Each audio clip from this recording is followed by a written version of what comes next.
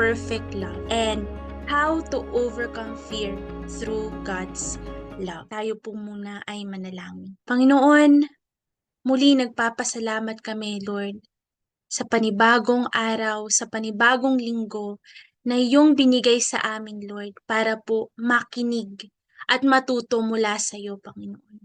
Today, Lord God, we just want to thank you. We just want to honor you and glorify you. Sa iyo po ang aming papuri, sa iyo po, Panginoon, ang aming pasasalamat. Hinihiling namin ngayon ang iyong presensya. Banal na Espiritu, hinihiling ko, Panginoon, na gamitin mo po ako. Gamitin mo po ang aking bibig, Panginoon, para maipadala at maihatid, Lord, kung ano ang iyong naisin sa lahat ng mga naririto ngayon. Panalangin ko, Panginoon, na hindi po marinig, Lord, ang boses ng tao. Bagkus, Lord, ikaw lamang po. At ikaw lamang po ang magturo. Lord, hindi po manguna ang filosofiya, hindi po manguna ang paniniwala, ang ideolohiya ng tao. Bagkus, Lord, ikaw ang iyong spirito, ang maranasan, ang maramdaman, upang sa ganon, ang mensaheng ito, Lord God, ay maging daan, Lord God, at kapamamaraanan para magkaroon ng transformation, ng revolution, Lord, ng restoration, ng reconciliation sa lahat ng mga naririto ngayon sa Zoom, sa Facebook Live, at sa YouTube. Lord, we will continuously honor you. Cover us with the most holy blood of the Lamb. And do not allow the enemy, Lord, to distract, to get our focus and our attention. All these things we pray and ask in Jesus' name. Amen. Ayan, so handa na po ba kayo sa mensahe ng ating Panginoon? Ako po ay excited na. So, ito po muna, basahin po muna natin. Ayan. So, basahin po muna natin ang ating carrier verse. Sinabi ko na po kanina, 1 John 4 verse 18 to 19. Magbasa po tayo from the New Living Translation. Sabi dito, such love has no fear, because perfect love expels all fear. If we are afraid, it is for fear of punishment. And this shows that we have not fully experienced His perfect love. We love each other because He loved us first. So, kung napanood po natin, no, yung mga una pong preaching ni Pastor Jan nung unang week ng April, in-explain niya po na ito initially ay tungkol po sa kaligtasan o sa salvation. Ngayong umaga po, ang magiging focus po natin dito ay yung dalawang aspeto o dalawang importanteng emosyon na naghuhulma sa relationship natin sa Panginoon at sa ibang tao. Ano po yun? Yun po ay ang love at fear. Ayan. So ngayong araw po maririnig po natin, no, yung mga 4 na points. 4 na bagay na mahalaga nating maintindihan. Paano nga ba nating ma-overcome yung fear sa pamamagitan ng pag-ibig ng Panginoon? Una is yung nature ng fear at yung nature ng love. Pangalawa is yung power ng perfect love. Hindi lang siya basta love, but the perfect love of the Lord. Pangatlo is yung maturing, yung spiritual growth sa pag-ibig ng Panginoon. At yung pang-apat is yung responding natin, yung response natin sa pag-ibig ng Panginoon. Ayan. So, para po siguro, no, mas magkaroon tayo ng idea o ng background at mas mag-grasp natin yung Bible verse na ito. Tignan natin yung kabuuan. Saan ba po hinugot itong Bible verse na ito? Ito po ay galing sa verse 7 to 21. Bear with me po, babasahin ko siya. Kasi napakaganda niyang Bible verse, lalo na sa kongregasyon. Sabi po dito, ang topic po nito ay loving one another. So, verse 7 to 21, loving one another. Sabi dito, dear friends, let us continue to love one another, for love comes from God. Anyone who loves is a child of God and knows God, but anyone who does not love does not know God, for God is love. verse 9 to 11, verse 9 to 12, God showed how much He loved us by sending His one and only Son into the world, so that we might have eternal life through Him. This is real love, not that we loved God, but that He loved us and sent His Son as a sacrifice to take away our sins. Dear friends, since God loved us that much, we surely ought to love each other. No one has ever seen God. But if we love each other, God lives in us, and His love is brought to full expression in us. Ganda po, di ba? Pagpatuloy natin, verse 13 to 16, and God has given us His Spirit as proof that we live in Him and He in us. Furthermore, we have seen with our own eyes and now testify that the Father sent His Son to be the Savior of the world. All who declare that Jesus is the Son of God have God living in them, and they live in God. We know how much God loves us, and we have put our trust in His love. Again, sabi dito, God is love, and all who live in love live in God, and God lives in them. And as we live in God, our love grows more perfect. So we will not be afraid on the day of judgment, but we can face Him with confidence because we live like Jesus here in this world. So skip ko na po itong 18 to 19. Ayan. Diretso po tayo sa verse 20 to 21. Importante po to. If someone says, I love God, but hates a fellow believer, that person is a liar. For if we don't love people we can see, how can we love God whom we cannot see? And He has given us this command. Those who love God must also love their fellow believers. Ayan. So kanina po no, ayan na nabanggit na kanina yung nature ng love, nature ng fear, anong mangyayari kapag pag merong fear ang isang tao. But ngayon we will look deeper. We will look closely doon sa nature ng fear and nature ng love. Ayan. So yung nasa kanan niyo po, kung tama ako, fear. Ayan, andyan ang column niyan. Yung nature ng fear. Nilagay ko po siya sa tabi ng love para makita natin yung difference niya. So, sa fear, una na po sa lahat nakalagay, rooted in anticipation of punishment. Diba? May fear ka, may pangamba ka, you're dreading na may punishment yung ginawa mong mali, may fear. But love is rooted in God's unconditional love. So, next po is produces anxiety and paralysis. While the nature of love is produces peace and freedom. So magka-contradict po siya, no? Magkaiba siya. If fear produces anxiety and paralysis, love produces peace and freedom. Okay, yung fear po driven by self-preservation. So pag fearful ka, yung fear na yan, lagi kang nasa survival mode. Samantalang ang love is driven by selfless sacrifice. You don't mind about your own discomfort anymore, inconvenience anymore, hindi mo na alam kung, you don't really mind kung nai-endanger ka or what. Because of love. Diba? Next is yung fear results in insecurity and doubt. Ito po yung kadalasan, nagkakaroon tayo ng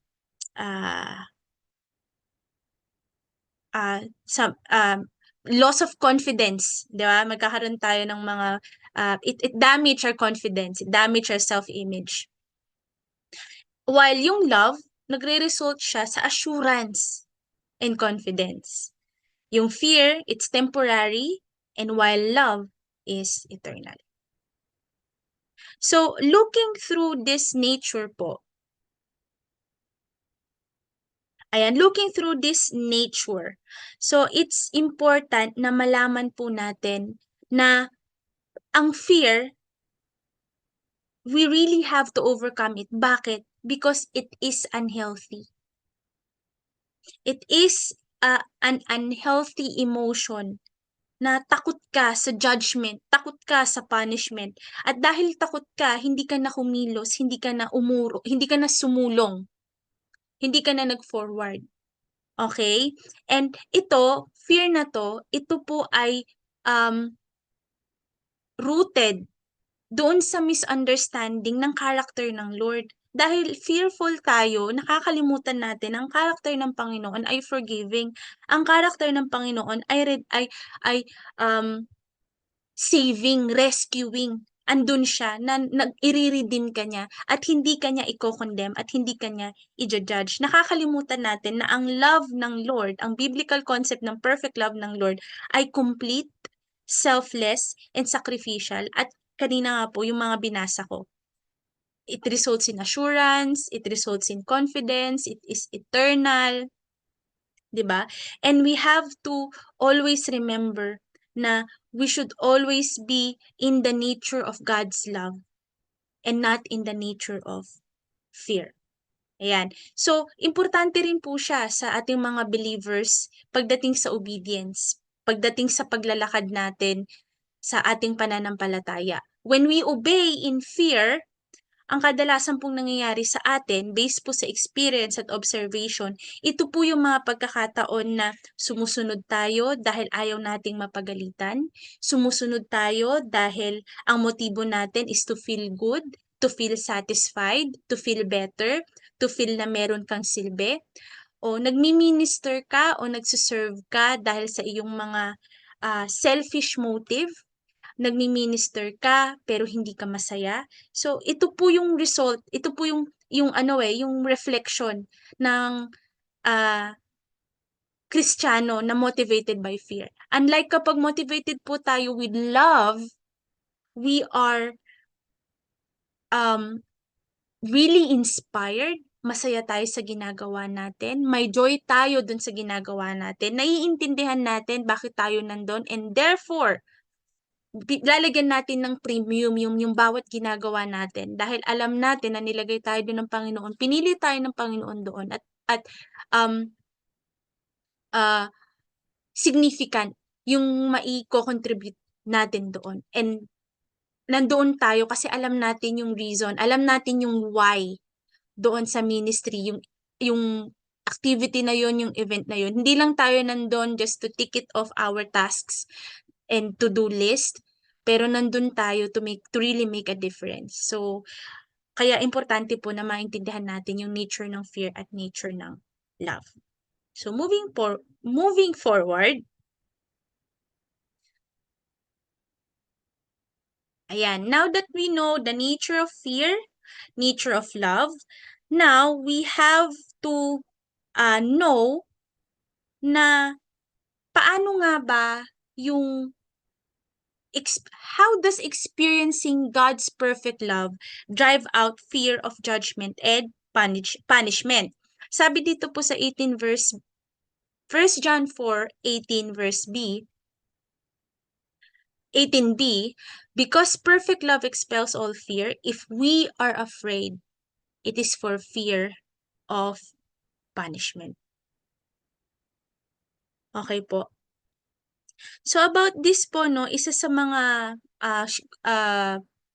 magandang example po na mga biblical character of experiencing the perfect love of the Lord and overcoming fear ay si Peter. If we can remember po, Peter is the person who denied Jesus Christ. So, imagine pagkatapos ng lahat ng ginawa sa kanya ni Jesus, pagkatapos na makasama niya si Jesus for a long period of time, during the time ng crucifixion, on the time na kailangan siya ni Jesus Christ, dininay niya na Lord niya si Jesus Christ. Pero did he stay fearful? Did he stay judged? Was he condemned? Hindi. Dahil later on sa story, nakita natin how Jesus redeemed him, how Jesus let him bounce back, and how he allowed the perfect love of Jesus transform him into that Peter na na fearful, na uh, conforming, 'di ba, na sinungaling into a fearless leader of the early church. That the perfect love of Jesus Christ melts all fear. That perfect love is the antidote of fear sa buhay ni Peter. Kaya nga naman, hinayaan ni Peter na magamit siya ng Panginoon para ma-spread at ma-advance ang kingdom. At hindi niya hinayaan na ang fear niya ang mangibabaw at maging hindrance para hindi niya magawa yung mission niya sa buhay niya. Another example po no, na remarkable sa akin is, ma-share ko lang no, nung nagtuturo pa po ako ng post-encounter, merong akong dalawang estudyante noon. Yung dalawang estudyante ko na yon, kitang-kita mo sa kanila na talagang ano sila, mahiyain, takot silang mag-share ng gospel, feeling nila hindi sila magaling, okay? Hindi sila um, confident, hindi sila sure, okay, kapag nagsasalita sila. Makikita mo talaga na hindi pa sila ganun kalalim sa pag-ibig nila sa Panginoon at hindi pa nila masyadong na-experience yung completeness ng love ng Lord. At hindi pa sila ganun katapang. But eventually, as they continue in faith, maya-maya po madidiscuss natin yan doon sa third part, which is maturing in God's love.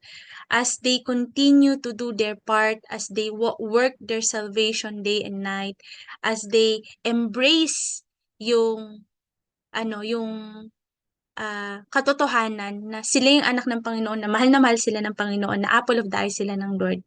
Eventually, years after, na-witness ko kung paano sila na-transform. Na-witness ko kung paano naging unstoppable sila.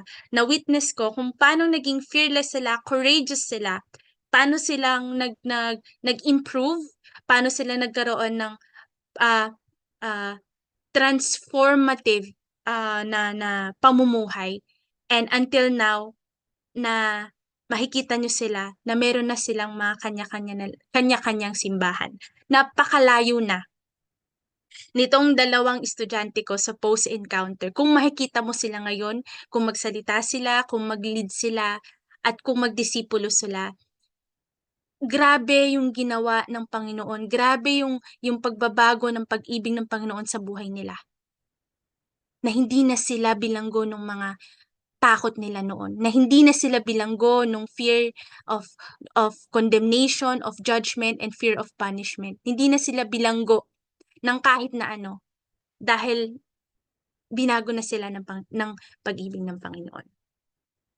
Ayan. So, di ba, nakakatuwa talaga ang pag-ibig ng Panginoon. Napaka-powerful and amazing talaga siya. So, next,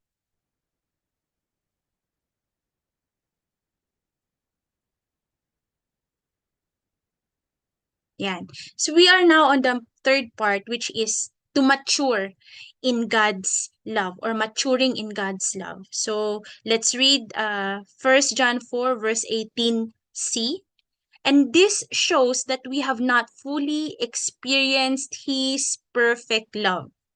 Ayan. So may portion po ng buhay ko na alam ko na meron pa rin akong fear. Nagkaroon po ako ng portion ng buhay ko na alam ko na hindi ko pa rin na-experience yung completeness ng pag-ibig ng Panginoon. Kasi sabi dito, kung meron ka pa rin takot, kung hindi ka pa rin bold, ibig sabihin kulang pa rin hindi ka pa rin nagmamature sa pag-ibig mo sa Panginoon. And isa po sa mga bagay na kailangan nating matutunan dito is yung sanctification po ng Panginoon, yung pagsisave niya sa atin. Tandaan po natin, no, I like to put highlight on this, na the perfect love of the Lord was made possible because of Jesus' sacrificial love on the cross. Because of His atoning sacrifice. Dahil namatay si Jesus Christ sa cross, naging available sa atin ang forgiveness. Naging available sa atin ang redemption. Naging available sa atin ang panibagong buhay. Ang buhay na malaya, ang buhay na payapa. Okay? Starting point pa lamang po yun.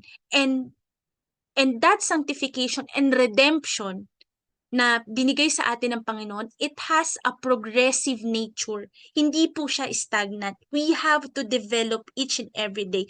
We have to be perfected each and every day. So, spiritual growth po is really, really important. And I would really want to encourage you to really seek understanding paano ba ako lalago? Paano ba ako magiging malalim sa pananampalataya ko sa Panginoon? Paano ba, how will I work out my salvation day and night? How will I grow in love? And when I grow, yung totoong pag-grow, hindi yung lip service lang ng pag-grow. Hindi yung outward lang na growth, pero sa loob hindi ka naman talaga nag-grow. And if we will really be serious with our spiritual growth, with our spiritual life, kung willing tayong iwanan yung spiritual mediocrity natin, ang simbahan natin, ang mga discipler natin has been repeating, paulit-ulit na lang na we can do it through intentional and decisive decision. By simply taking seriously yung ating prayer time, yung ating intercession time, yung pagsasagot ng devotions natin, yung pagpa-participate natin sa mga activities natin, pag-attend natin sa mga catch-ups, 'di ba? Yung pag-attend natin sa mga life room natin, those are simple things that we can do to be mature in the love of the Lord. Kasi po kung nararanasan pa rin natin 'tong fear na 'to, nararanasan pa rin natin 'tong tumitiklop tayo sa pananampalataya natin, we really have to pay attention to this, and we really have to ask help sa ating mga discipler, sa ating pastor, and we really have to repent. We really have to repent, we really have to turn our back doon sa fear na 'yon, dahil alam naman natin na ang fear, nararanasan mo 'yan dahil sa kasalanan. Yung fear, nararanasan natin 'yan dahil meron tayong ginagawa na hindi tama sa paningin ng Panginoon. Pero kung alam mo na ikaw hindi ka nagkakasala, alam mo na you are all right, you are okay, your relationship is okay with the Lord, then the love of the Lord will melt that fear. You will not be scared of anything because you have God's perfect love.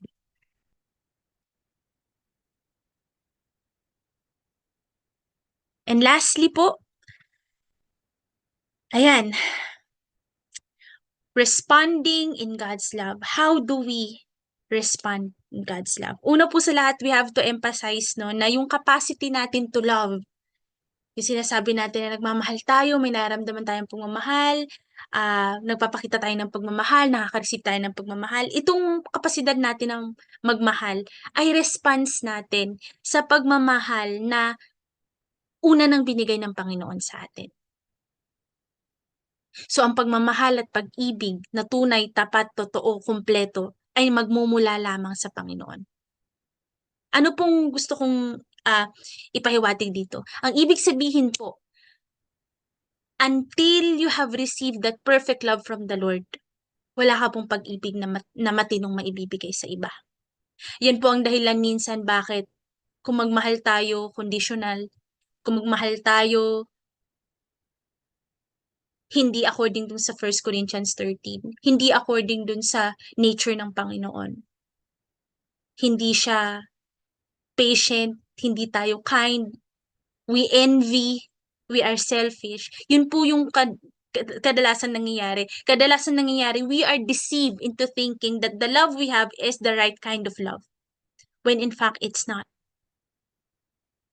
And everything we do, sabi nga dapat ang foundation natin is love.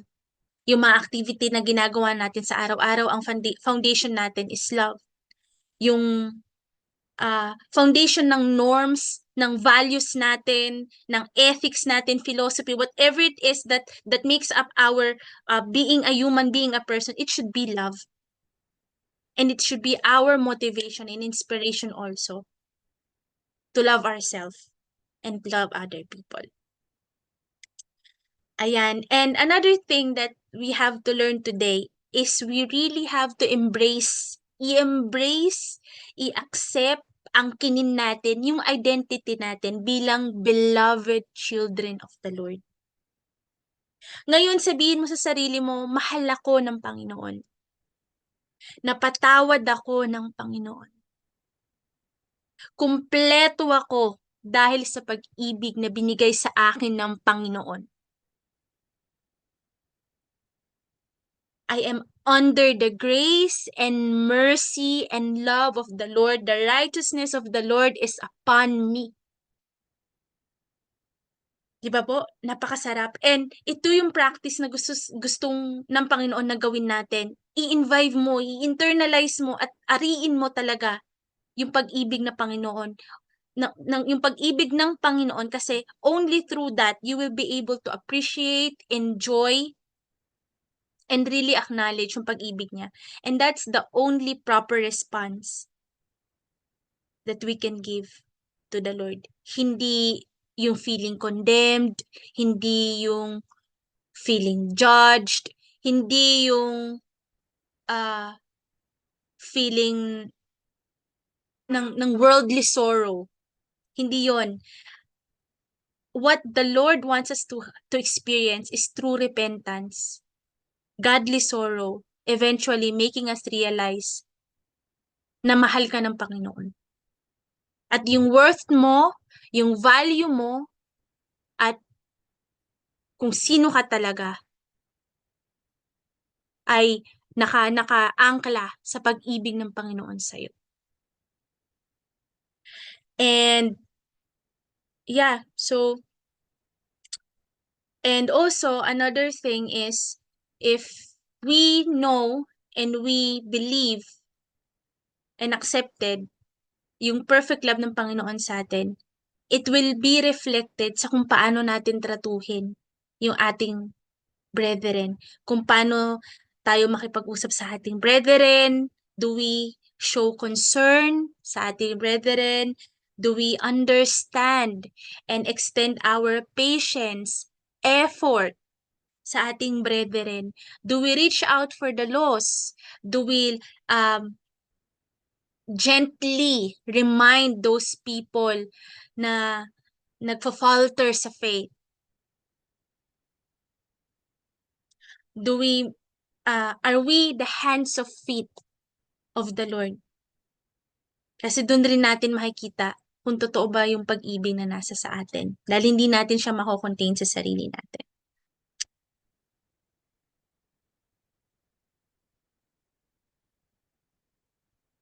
Ayan, so in summary po, today we have learned yung nature ng fear against the nature of love.